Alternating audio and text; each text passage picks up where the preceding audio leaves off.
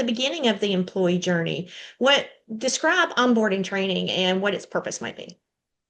Well, in a lot of companies, the onboarding training is considered, a day or a half day event where the new employees come in, they learn how to do the HRIS system, they learn how to do the payroll system. Maybe they sit in a room and HR briefs them on the company organization, and we're so glad to have you, and that's onboarding training.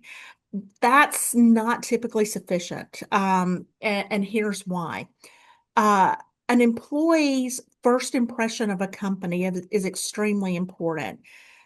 Research and surveys have shown that the vast majority of employees, something like 70% or more, will determine within a month whether or not they're going to stay with your company or not long term.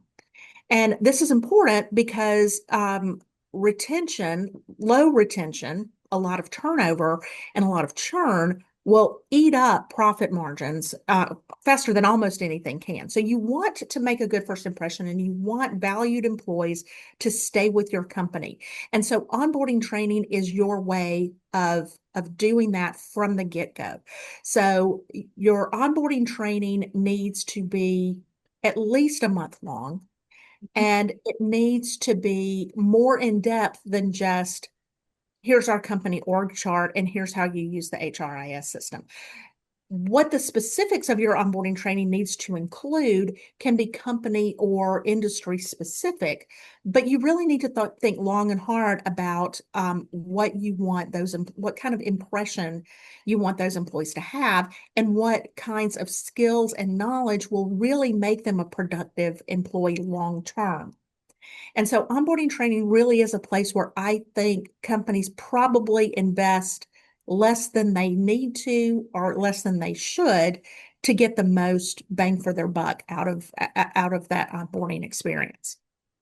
So what I'm hearing you say is that sink and swim is not a good strategy for onboarding. No, not at all. And on the job training, I want to be clear. On the job training is not a bad thing. In fact, it experiential learning and on the job training can be very, very effective, but you need to have a plan for it. It can't just be, as you pointed out, sink or swim. It really needs to be articulated and part of the employee's onboarding and development plan. Awesome.